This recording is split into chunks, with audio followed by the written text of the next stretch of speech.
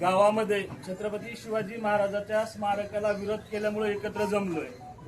मला या दोन चोरांना प्रश्न विचारायचे। त्यांनी त्या दोन चोट्यांनी ना उत्तर द्यावं। पहिला प्रश्न त्या गोप्याला विचारायचा आहे, माधर चौदाला। होळकरांचा घाट पाडला गेला तेव्हा तुझी आई कुठं घालीत होता तू? दुसरा प्रश्न, अख्ख्या महाराष्ट्रात त्या औरंगजेबाच्या कबरीला विरोध केला जात होता, तू हिंदुत्वाच्या नावावर चौकात भाषण ठोकितो तेव्हा तुझी माय कुठं निजत होता?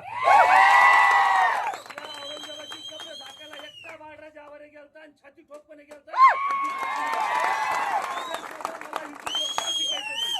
तू फक्त त्या देवेंद्र फडणवीसची दलाली करण्यासाठी गोप्या काम करतो।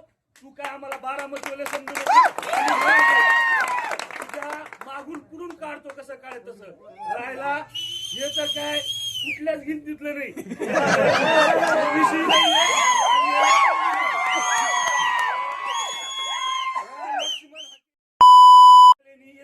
कंड होता ना तर त्या दीपक भाऊला का आंदोलनाला पाठिंबा द्यायला गेला नाही?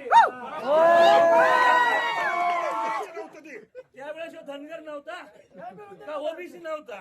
प्रत्येक ठिकाणी हा जिथं याला दलालकी मिळाली तिथं हा पळाला। याला मी एवढंच सांगत, तू जिथं आम्हाला विरोध करशील तिथं हे बघ, बाळराजा आवारे बोलत नाही, डायरेक्ट बघतो। मला बोलता येत नाही। मी गेल्या 3 वर्षापासून संघटनेचा अध्यक्ष, अगोदर मी एक कार्यकर्ता म्हणून समाजाचं काम करत होतो। भाषण करणं हे काय आपल्या तत्वात नाही, कर्तव्य येत नाही। पण मी जेव्हाही बोलतो ना, बीएमपीच्या डेटापासून बोलतो, मी तुम्हा सर्वांना एकच शब्द देतो, काहीही झालं तरी छत्रपती शिवाजी महाराज आहे तिथंच राहतील।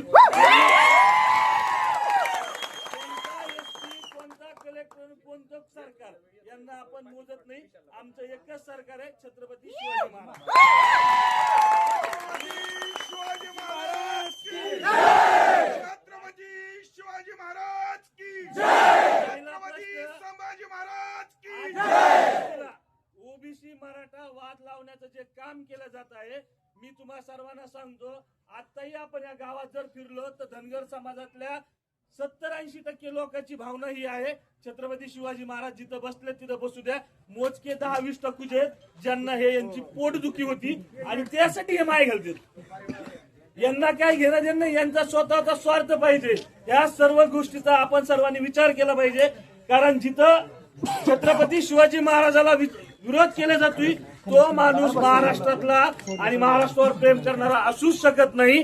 कारण जेव्हा छत्रपती शिवाजी महाराजांनी स्वराज्य निर्माण केलं तेव्हाच आज आपण या स्वातंत्र्यात मोकळा श्वास घेऊ शकतोय आणि त्या स्वराज्याच्या नीवर आपण आज सगळेजण एवढा लोकशाहीचा अधिकार गाजू शकतोय। डॉक्टर बाबासाहेब आंबेडकरांनी पण संविधान लिहिलंय। त्या संविधान लिहिताना त्यांना जेव्हा प्रश्न विचारला गेला की तुम्ही एवढं मोठं लोकशाहीचं संविधान कशाच्या आधारावर लिहिलं, त्यावेळेस डॉक्टर बाबासाहेब आंबेडकरांनी सांगितलं, माझ्या देशामध्ये छत्रपती शिवाजी महाराजांसारखा राजा जन्माला आलाय आणि त्या राजाच्या स्वराज्यामध्ये संविधान लिहिणं फार मोठी गोष्ट नव्हती।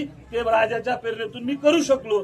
त्यामुळे कोणीही कितीही प्रयत्न केला तरी जातीय वाद लावणाऱ्याच्या तोंडाला पण लागायचं नाही।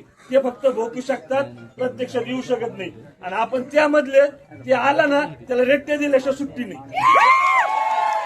त्यामुळे तुम्ही सगळेजण कुठल्याही संवाद करताना, भाषण करताना प्रशासनाने जे तुमच्या सोबत केलंय ते 100% चुकीचं केलंय, त्याचा जाहीर निषेध आहे। आणि ज्यांनी दगड मारलेत, ज्यांनी हे आदेश दिलेत, त्या प्रत्येकाला त्याची शिक्षा भेटेल, त्यांना सुट्टी मिळणार नाही। परंतु आपण हा जातीय सलोखा आणि पोलीस प्रशासनाला आपलं महाराजाचं कार्य पूर्ण होईपर्यंत फक्त सहकार्य करायचंय। त्यानंतर आपण या ज्यांनी दगड मारले, लाठीचार्ज केलाय, यांना सगळ्याला पटंगणात घेऊ आपण, एकाला कोणाला आणि तुम्हा सर्वांना एक आव्हान आहे की हे सर्वजण इथं चर्चा नको, इथं वाद नको, म्हणून मला चर्चेसाठी तहसीलदार, कलेक्टर, एसपी हे सगळे महाड्याला बोलत आहे। माझं मी त्यांना एकच सांगितले, या गावामधल्या 8-10 लोकांसोबत तुम्ही इथे येऊन चर्चा करा, मी तुमच्यासोबत चर्चा करणार नाही। जे गावाल्याचं म्हणणं आहे तेच माझं म्हणणं आहे, एवढंच सांगतो। जय जिजाऊ।